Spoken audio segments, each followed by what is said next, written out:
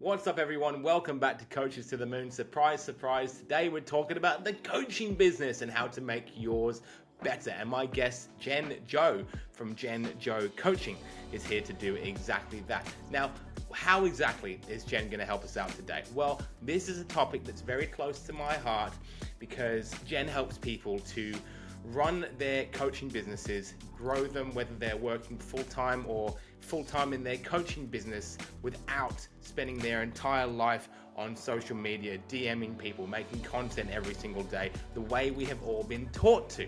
Jen has created a method, a system that will allow you to get those clients, to get to the income you want, to the lifestyle design that you want without needing to give your entire life to your iPhone and your DM inbox. And I really, truly appreciate that because not enough people are talking about how that is indeed possible. We are sold the grind day to day, the hustle, the Gary V work until your eyes bleed. God bless him, he's amazing, but it's not realistic for so many people to spend their entire lives pitching and outbound DMing. But Jen has a method that brings warm clients to you. It is low cost, it is simple, and it sounds like her clients are getting incredible results. She's here today to share that message with us, so I cannot wait to have you hear this conversation. She's such a joy to speak to, really, really energetic, lovely, authentic, and I had a great time. I hope you like it too. Here she is, Jen Joe on Coaches to the Moon. This is Coaches to the Moon, the only podcast you need to skyrocket your coaching business and create true impact on the world. Here's your host, Alex Morris. Welcome back to the Coaches to the Moon podcast, ladies and gentlemen. So wonderful to have you here. We are traveling to a country I believe we've only visited one time before on the show before, Mexico, where we have our incredible guest, Jen Joe from Jen Joe Coaching, who is here to talk to us about how coaches can make an impact without spending their entire lives on social media, and how do we create that lifestyle freedom that so many of us get into the business for, but so few of us actually achieve. We've already had a great little chat, and I cannot wait to dig into it. Jen Joe, straight out of the Yucatan, thank you so much for being on the show. Thank you for having me. I'm so happy to be here. It's honestly my first show in a while, to be honest. We were just away on a little family holiday, and previously before that, we had a couple of guests cancel, and I think it's my first show in maybe 3 weeks. So great to kind of re-break the ice. Yeah. And so I'm hopefully not too rusty for you. No, you're great. You're great. The last show I heard was perfect. So I'm sure this will be really good too. Oh, incredible! Yeah. Perfect. Goodness gracious, what a standard to live up to. But I will give a quick apology to the guests watching. I've already apologized to Jen for my extremely disheveled appearance. I have a haircut in 2 hours from now, and thus my beard and hair are all over the place. That is why we're in a hat and doing my very best. Jen, as always, looks impeccable. Thank So you. let's get into it. You're in the Yucatan in Mexico, firstly. You moved from Houston, Texas, to Mexico about a year ago. What was that all about? How was the move for you? So I'm originally from New York, and I moved to Houston 9 years prior. And I was just looking for a change, lifestyle change, pace change, quality of life change. And after 9 years of being in Houston, having much success, getting a house, the car, the dog, normal people things that are hard to have in New York, I was ready to move even further south and try living outside of the country. I always wanted to do it. I had plans. I had a one-way ticket to do it back in 2019, but of course we know what happened, and those plans were canceled. So I was going to go to Colombia at that time. Unfortunately, I didn't make it to Colombia until 2021, and I spent 3 months traveling abroad. So I did Colombia, Panama, and Mexico, and eventually settled that my heart liked being in Mexico. And while I didn't know where in Mexico I was ultimately going to be, because the places I tried were a little too touristy or a little too busy, I knew my heart wanted to be here. So I went back and went on YouTube and searched, what are YouTubers talking about? Where are the expats living? Where can I find people like myself, but not have it be too touristy? And Merida came up, and it just kept coming up. And I was like, well, I guess we're going to Merida. So I packed up my car, sold all my things, got my dog, and we drove down here. It took me about 4 days to get down here. driving from Houston to Mexico. Oh wow, what a journey! Yeah. That sounds fantastic. And looking through your socials, it looks like a really cool life down there, and you seem to be absolutely walking the talk of creating that lifestyle freedom, but not spending all day every day on social media as well. Which is something I'd love to talk about because just for some context, you've mentioned that you work with sort of introverted coaches, helping them to not have to be in the DMs all the time, and you've got posts on your socials, ironically, about how to promote yourself without socials. I'm a social media marketer, so it's a very, very cool concept, and a lot of coaches, I think, get into this business because they're sold the idea of you do a few phone calls a week, you make high ticket sales, you're on your laptop in a pool for some reason, and that's the life. But then they find themselves suddenly they're a marketer and they're constantly in DMs, or they're trying to run Facebook ads with some sleazy marketing company like us. And they're suddenly just constantly in the trenches of marketing, and it's not what they expected. Yeah. So when was it that you realized this was a sort of a gap that needed to be filled in the market? I realized it was when I filled it for myself first, because I am an introvert, like I said. Even if you look at my social media numbers are very small. They're very low. Nothing that you would think would mean that I live this lifestyle of being fully employed, self-employed as a coach, living abroad and traveling and doing all the things that you think you need to have hundreds, thousands of followers for. Like, my numbers are very, very small. That's not how I was able to reach people. And as a coach, I just kept on seeing all this marketing about being on social media and having this presence and having to show up all the time, multiple times a day. And I'm like, I can't do that. I was in the field of education. I was a teacher, trainer, and school leader. And I'm like, I work a lot. I don't have time to be creating content all day and then hoping that I do enough for them to see it 16, 20, 30 times before they actually get to book a call with me and then convert them into a client. I needed a faster way. And after years of struggling to figure this thing out, trying to do it the way other people do it, I found my way. And it was only because my brother asked me, how did you find your coach? Because I had worked with a coach years prior before becoming one myself. I was like, oh, I found her online. Like, I literally Googled, where do you find coaches or how to find a coach? And it led me to this website. And that was a coach directory website where there's thousands of coaches worldwide listed. And I just told them, hey, this is what I'm looking for. Or I searched and they're looking for someone in my area or whatever specifications I needed at the time. And I was presented with a few options. And from there, I interviewed her and one other person. And then I decided and worked with her for several months. And when it was time for me to get out there, I was like, oh, I guess I could also go on that same site and have people find me in that same way. And it was the game changer. It was the one thing that allowed me to not have to spend all day marketing, putting a lot of effort, having to learn the skill of copywriting, which I didn't have, right? So there's just like a lot of other things that needed to be in place for me to be able to make social media work. And now I didn't have to do that. I could literally go and put myself on this site, have people find me, or pitch to certain people that I thought I would be good to help. And all of a sudden, I was just closing clients. But that's also because I had a really good sales process that I had learned and I had honed, and I believed in the coaching that I was doing. I felt very confident in the coaching aspect. It was just the marketing I wasn't that strong in. So I was happy to be on this site. They took a percentage now. You got to keep that in mind. Not, like they're taking part of your money. So some people don't like it, and I totally understand. But for me, as someone who was very short on time and lacking certain skills to be able to make other things work, this was a perfect solution in the beginning. 100%. I love it, and lots to unpack there. Sales process honed in. We'll have to lock that down so we can talk about it later. I dropped my pen, so I'll get my pen again so we can write that down as in sales process, because that's one of the areas as a marketer for coaches, we never struggle to get leads for most people, but it's when it gets to the sales where it gets tricky. But the directory thing's very interesting. Yeah. And from what I kind of have noticed in coaching, marketing of coaches, is that most people in the world are not actively looking for a coach yet. Personal trainers, maybe, that sort of thing. Physiotherapists, regular therapists, all this sort of thing. Coaching still hasn't quite broken through yet, so you've got to find a very aware style of person. And what I imagine that means for you, being on the directory, is that you're only getting pretty warm, engaged leads. Whereas with social media, you got the volume, but maybe people who aren't quite ready yet. You've got to have a much longer process. The journey from getting them to download your ebook to paying client is much longer. The Yes. volume's there.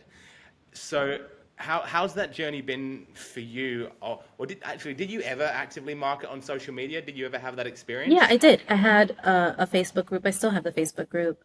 And I'm there now. And I'm really doing a lot more on LinkedIn nowadays. And that's really working for me, for my style of like just the Yep. way that I show up. But it is a much like you have to nurture people a lot more. You have to make them aware that this is even a thing, an option for them.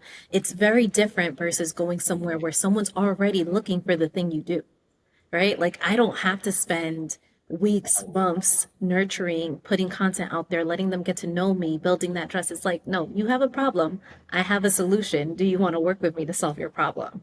It's way more direct in that way, which was perfect for me because honestly, I just didn't enjoy social media.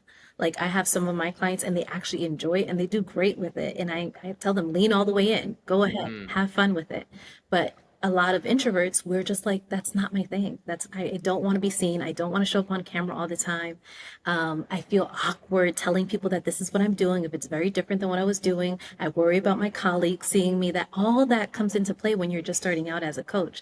So how perfect is it where you can still be working through all of that mind drama and all that resistance and all those icky feelings, and you could still be signing clients and making money and serving people the way that you want to. So that was like the perfect thing for me in the beginning. I love it. What does the word introvert mean to you? Because I noticed that I'm ignorant to this topic because I find myself, you know, maybe semi-extroverted, but I think of an introvert as someone who doesn't have the capacity to present like you do right now. You're obviously very confident on podcasts, and I've seen you've been on a bunch of shows. So talk to me about that. Yeah, so that's the common misconception. People think that when you're an introvert, you're like shy, right? Like you're very reserved in that Mm. way and you don't like to interact with people. You're like shying away from that.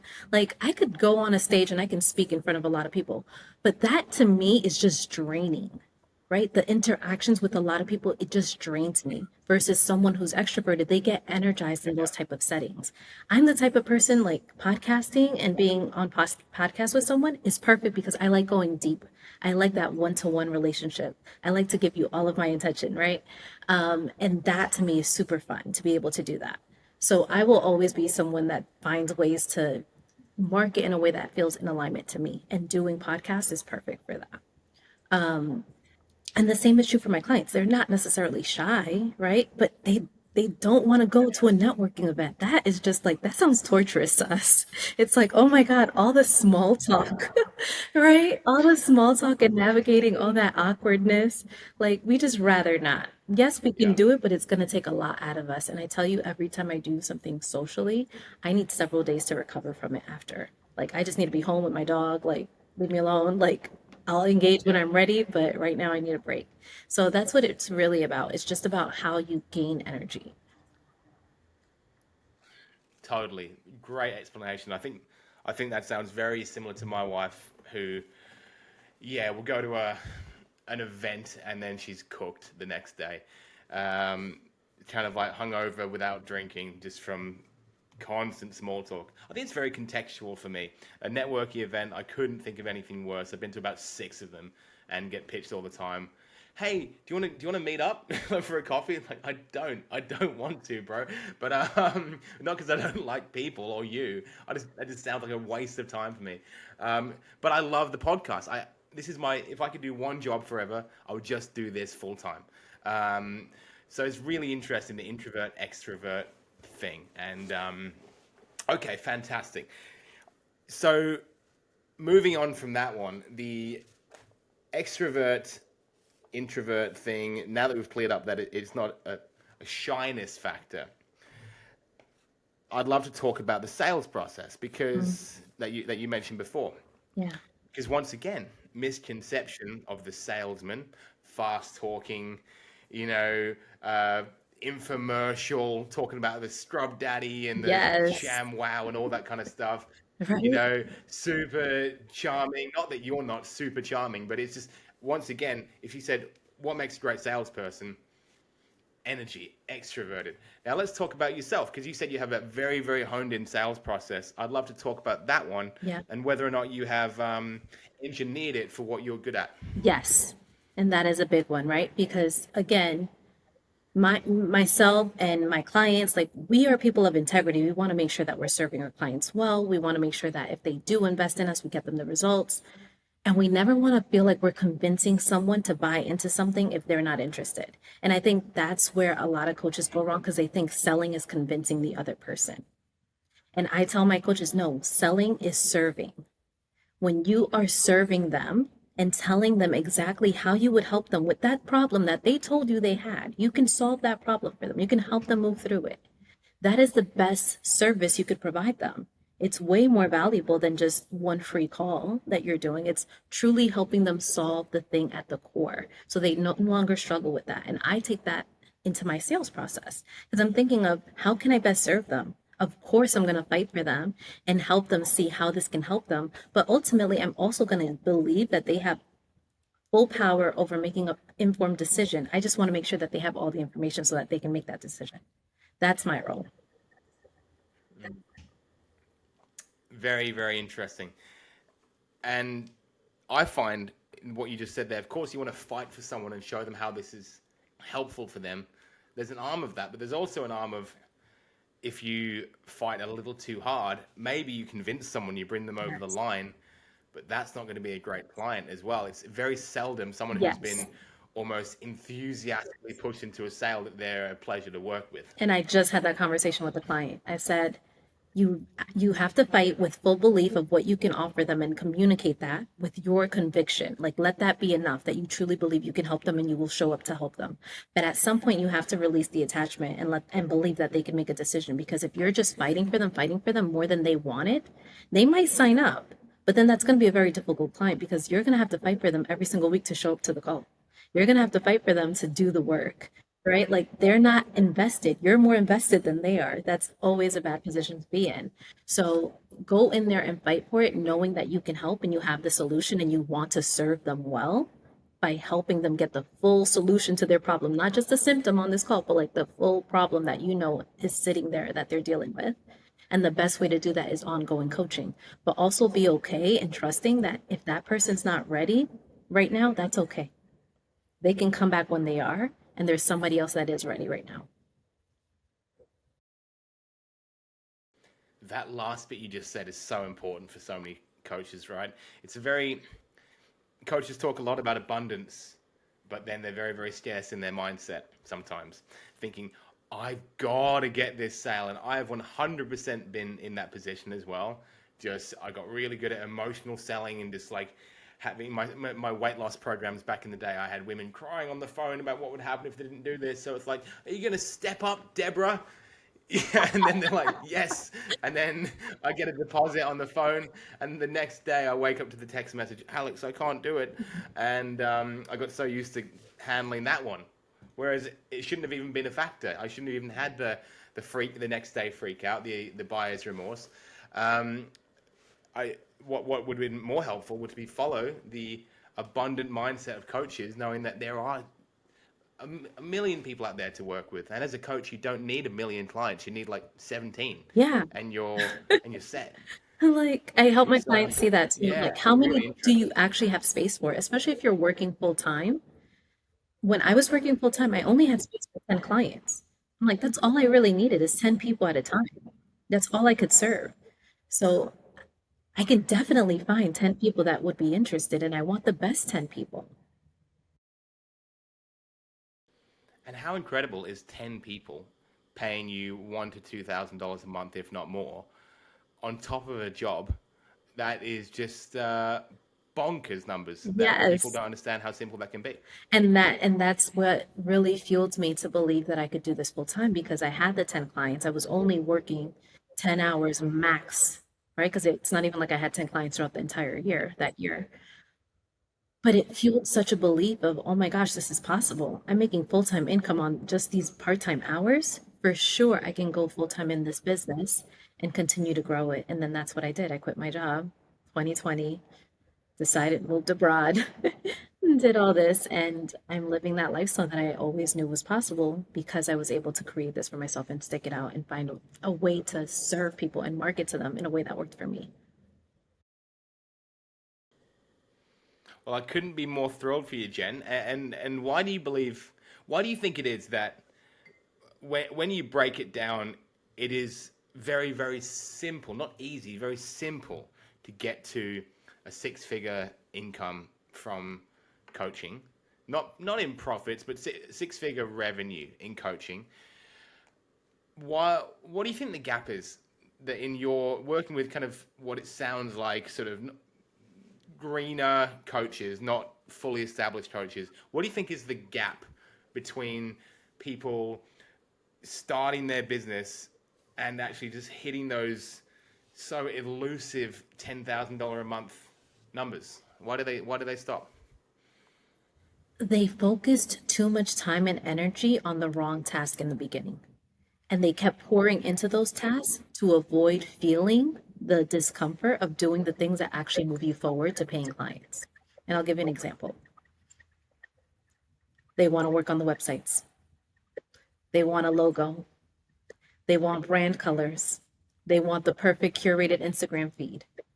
They want to make sure that they have the perfect niche. And you can be a niche drummer for years, and I know because I was there, spinning around like, who do I serve? What do I do? I don't know how to talk about it until you finally just decide this is who I'm going to go after right now, and it can change. The difference is when I support my coaches now, I'm like, we're not going to do that. We're going to do very little of it, and it's going to be over the course of one weekend, one day, we're done. Those things are set, and we're moving on to the things that actually bring in clients, which is talking to people, making more offers. Right? Serving them, telling them you can help them. Simple things. Well, I said because a lot of times they're focusing on the wrong things, right? They're working on getting the website, the brand colors, the social media feed to be just right, deciding on what their new Instagram handle should be, or starting new accounts. All the things, creating resources for clients they don't have versus just actually being out there and talking to people and offering their services, telling someone, I can help you with that. This is what I do. Do you want to work with me? Right? Yes, I love that. It's actually very funny because I have saved on my screen right now something I kept wanting to come back to, which is quite an incendiary Instagram post from you saying coaches fail at making money because they are doing fake work, which has been put quite provocatively. Yes.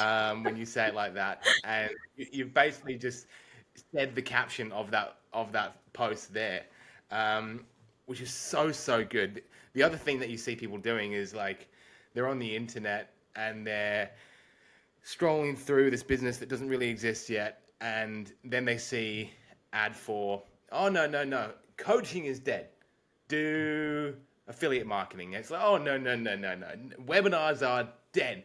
The only way to do it is start a freaking Discord community or whatever, and it's just shiny thing, where like, and it's so simple to do because I do that too. I have a folder of things now that I have put the idea down and then developed and then left it, because too many times, and I'm sure you're culpable in this area too, Jen, as this entrepreneurial mindset, you kind of just jump on that shiny object syndrome. Yes. What sort of things, let's talk about that. Is there any time you've kind of distracted yourself on purpose with sort of a new shiny project that has just taken away from your main goals? I won't say it was a new shiny project. I think I spent too much time on things that didn't matter. And then going back to things that weren't necessarily working for me, rather than jumping ship and learning the new skill that I needed to make it work better. Okay. So what sort of things, so we can get some experience? So I'll say the social media thing, just harping on it for myself rather than leaning into the thing that fully worked. Or the latest, this I just got coached on, so this is very real. Going back and using the directory strategy, even though I know the price point that I'm at now is beyond what some of those directories are, like the people on the directories are willing to pay. And I already decided with my coach, we have a new strategy, podcast. right? But I'm like, oh, I haven't pitched a podcast in a while, right? And I'm like, well, why not? You decided on this strategy, just like stick to the strategy that you decided and implement it. Wanting to, this is another one, or wanting to create my program and before it was ready, right? Like wanting to dive into that, and I had to be told, no, no, no, hold on. You're doing what the clients like to do. You don't need to do all that. You're still here, right? Now, of course, I do have that program Yeah. and stuff and everything, but just being at the stage where it's actually necessary rather than like wanting to get ahead of it and jumping the gun because I see other people doing these things. Being okay with this is where you are, this is what's needed for this stage of where you are. You will get to the next thing and you will have those things when it's time. Yes, the program one's very interesting. We often get uh, the marketing objection of, yes, I want to do some marketing, but I'm not going to do it until February when my program's finished. Yes. And it's like, I get it. But firstly, like marketing, the second you start marketing, it's not going to be clients in the program overnight. So that's one thing. Secondly, when they start, they're at the very beginning of the program, so you've kind of only got to be a week ahead. And then thirdly, this is a mistake I made in my first coaching business, is if you're doing that, you're designing a program based on what you want to create rather than what your audience is asking for. And this is the big one Yeah. where I struggled, was that I spent like months making this perfect online program with like so many videos and stuff. It cost me all this money. And then I realized no one watches the program. They just want to talk to you as Right. well. Right. So, I'm noticing that right? too, right? Like So, I just read I'm like, y'all didn't watch the modules? I made all of the information. It's there. So what I did now yeah. is to close out this year, I'm hosting a challenge with my coaches, and Okay. they get points for watching the modules. I'm like, you get points for just Love it. watching the modules. Yes. Because, yeah, they really do just want to show up to the coaching calls and have you tell them anyway. Totally. And that's the funny thing. Like,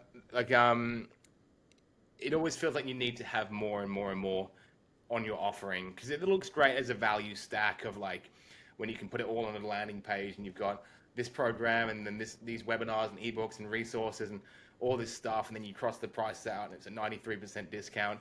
Awesome. But you don't need to do all that at the beginning. You just need to do what you did and what I did, hone those skills, talking, serving, selling, delivering, and then yeah, I suppose that brings me on to um, another evolution that I was curious about from you. Is you mentioned that you've raised your prices recently. You mentioned that you've done a few different things. Another post I saw was you saying be honest about your business hours. Now that's a confidence that doesn't often come in the first year or two. Um, I suppose what was the shift for you that led you to make decisions like that, when you're being more honest about your business hours, you're raising your prices? How did you get to that point? People want to skip the step of actually working with enough clients so you can have enough proof in your process to be able to do that. And that's the issue with it. I worked with a Mm, lot of clients one on one. I now can guarantee that my clients get results, not because I wanted it to say, I can guarantee it or you might. No, I did it because I had enough clients getting those results even before I was guaranteeing it. And then I had a mm, process that I could cross reference. If you guys do these few things that I'm laying out, you will get those results, right? So at this point, I can say that. And I can say it's worth this much because I know how much my clients continue to make after I teach them these skills. It's not just the time that we work together, it's what they're able to do because I help them lay the foundation of a coaching business that they love and they can do simply. great. That post specifically, though, about be honest about your coaching hours is more about the people who are starting, who say they want to do this kind of work. They want to be coaches and they're like, yeah, I want to grow and I want to hit 100K in this. I'm like, okay, that's wonderful. How much time do you actually have to dedicate? Every single week without fail. Every single week, how are you willing to show up? And they sometimes underestimate the time that or they think I can grow this business really fast in this short amount of time and I can show up to my business 2 hours per week. And I'm like, No, if you're going to do 2 hours per week, that's okay. But just be honest that that's all you have to give. And let's talk about what activities actually move the needle forward during those 2 hours per week, right? Like, let's set realistic goals. Yes, Yeah. got it. I think social media is completely to blame for people thinking they can run a business in 2 hours a week Yes.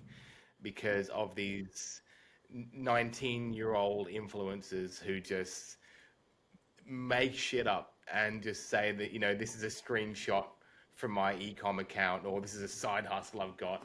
And it's nonsense. I feel like I've managed to reduce my working hours, but now that I've got a team, that's a thing.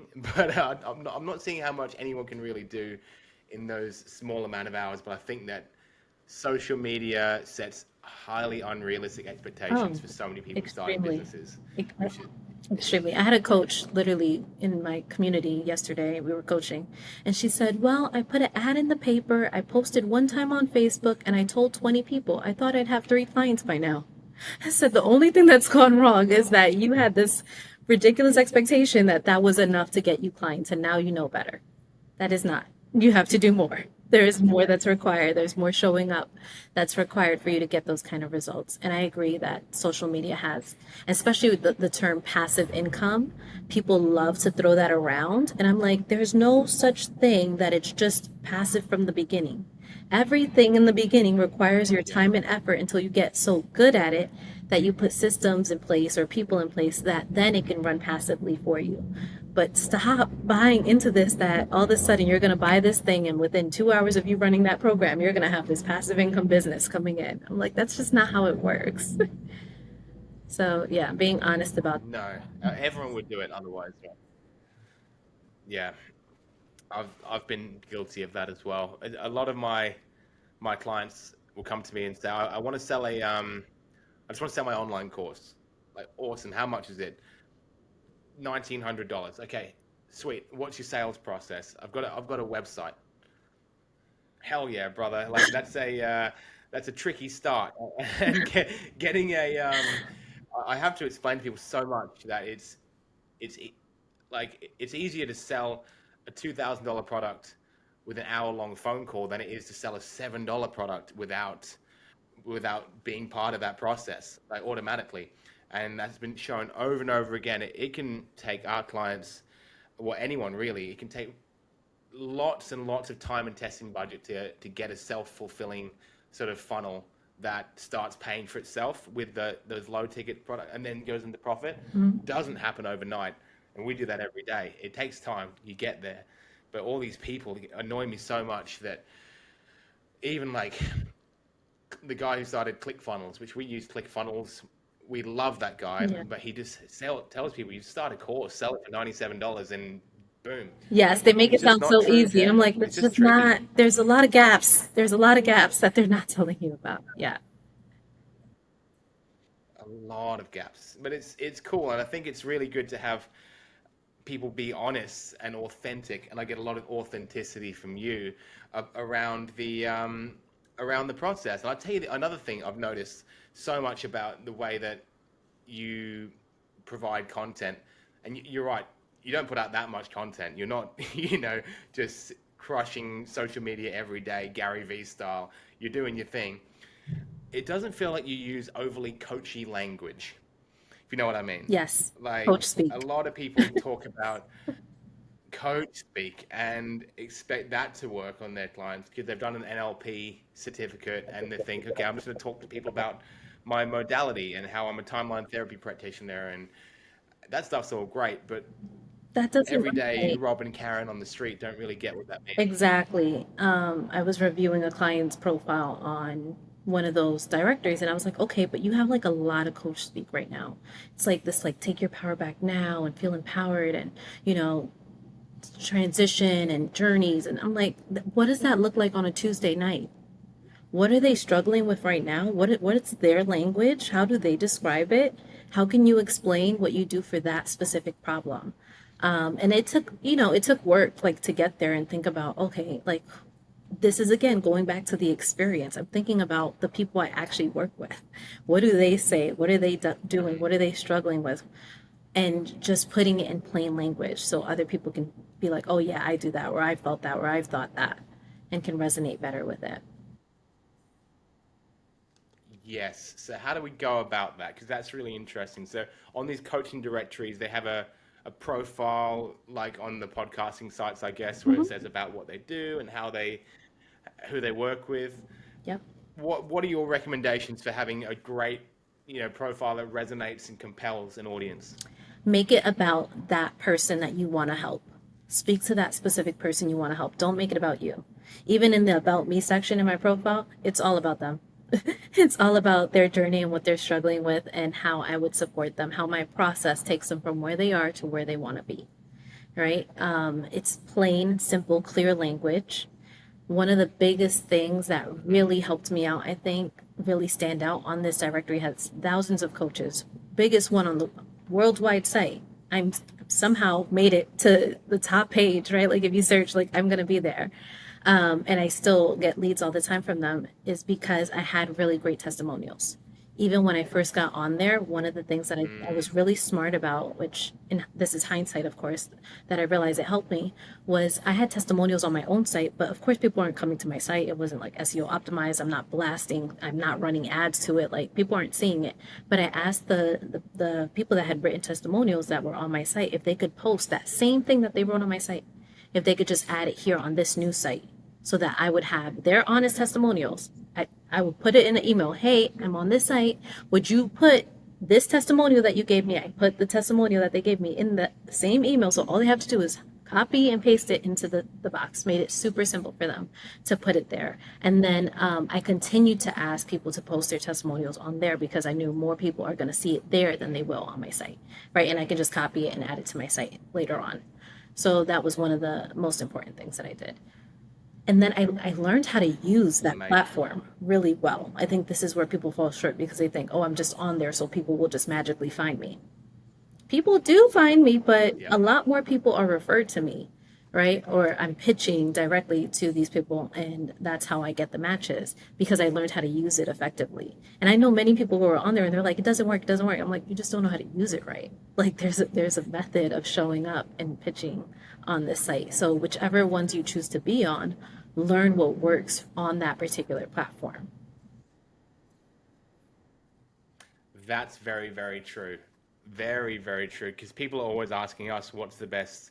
What do you think about LinkedIn ads? Or what do you think about TikTok ads? Or we've not dove much into the directories thing. I have to look into it. But it's mostly that, like, is that where your audience is?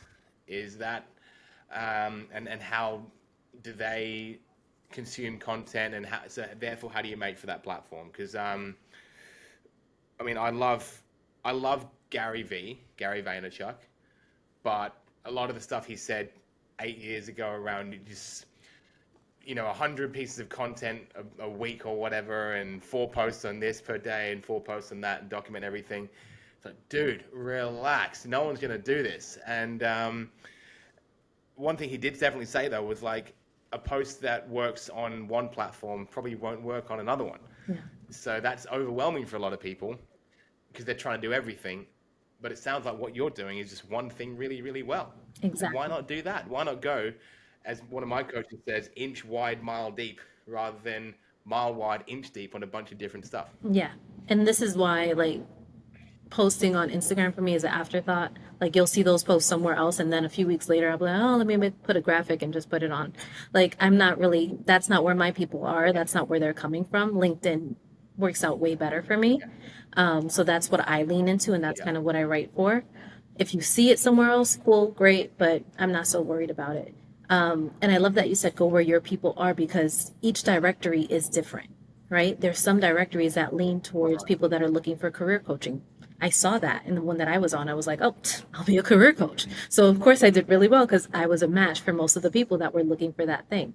There's some that lean more towards executive coaching. So go on those platforms, right? There's some that are more like woo for the metaphysical and, like spiritual.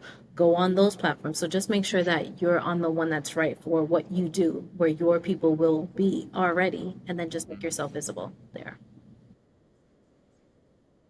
I think that's a really, really cool idea. And very, very sneaky to figure out what people are looking for on that platform, just then Yes. mold into that, become a bit of a niche chameleon. Yes, but make sure you can actually help them. Like, have some integrity, y'all. Like, don't just do that. Like, I was able to do it because I actually was Yeah, someone who had been working since I was 15 and switched jobs all the time. Like, pretty much every year. Maximum I lasted in a job yeah. was like 2 years before I switched to something else. So I had a lot of experience in the job search, landing jobs, and interviewing and negotiating.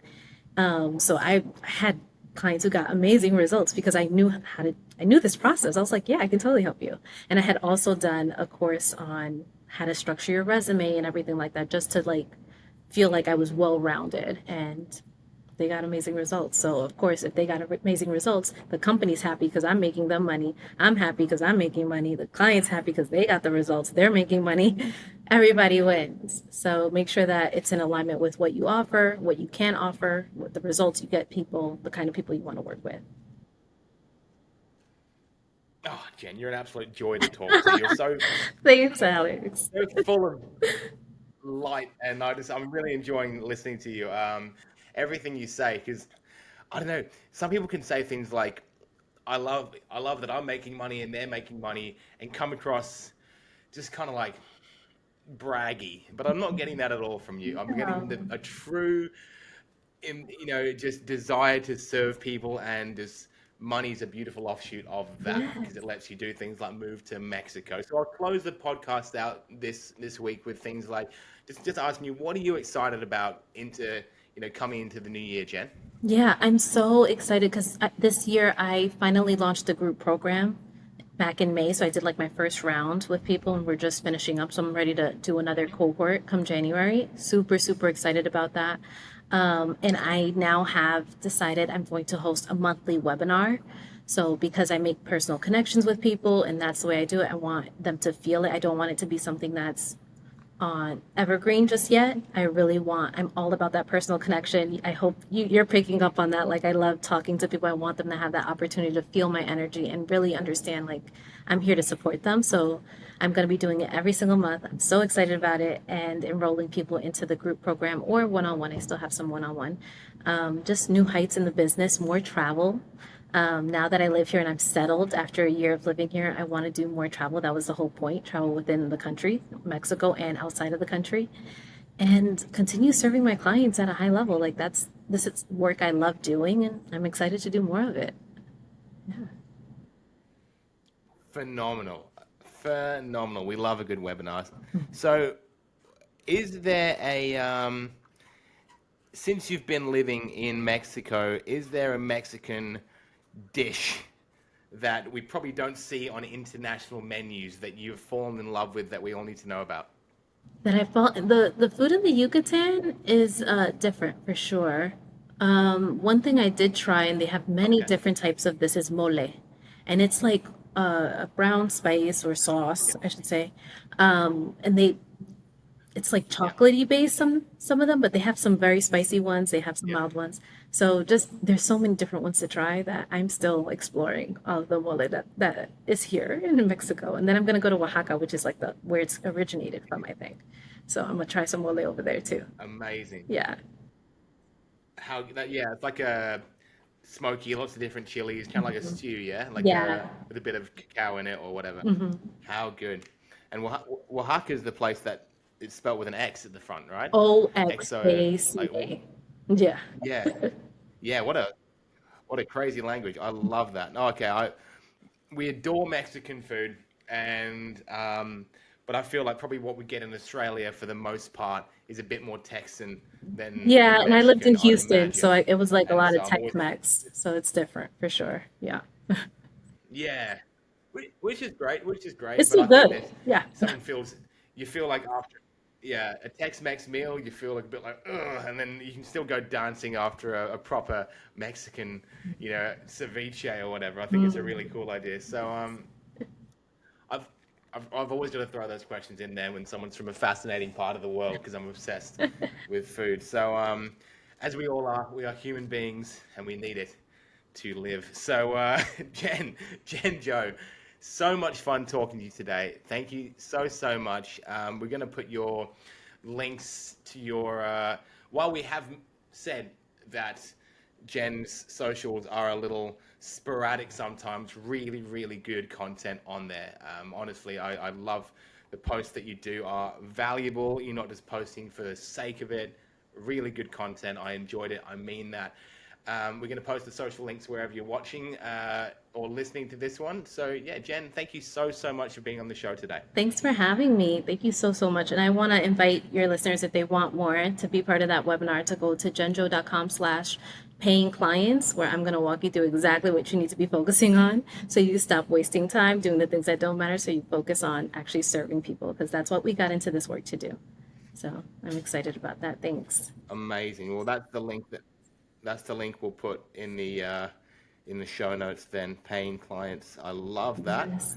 So you don't have a webinar about how to design the perfectly curated Instagram feed, or how to align your truest enlightened soul abundance power? No, I'm way more practical and hands-on and about actually doing the work. So no, I'll leave that for other coaches. Love it. Love it. Yeah, there's some great ones. We work with a few of them. Amazing. Jen, Joe, thank you so much for being on the show. Anybody listening, thank you for sticking with us over that brief hiatus that was well and truly needed. And I think we have a couple more shows this year. So if you're watching or listening, we love you so much for that. Thank you so much. I'll be back next week with some more Coaches to the Moon just before Christmas. Until then, thank you so much. Much love and peace out. Thanks, Jen. Hey guys, I really hope you enjoyed today's episode. Thank you so much for sticking around to the end. If you love our guests, then in the show notes of this episode, you can find their socials, you can follow them, you can learn more about all the free resources and programs they've got. I highly recommend you do it. Until then, thank you so much. I'll be back here next week with Coaches to the Moon. Have an amazing day. Peace out. Coaches to the Moon will be back next week. Until then, reach us on Facebook at To The Moon Digital Marketing.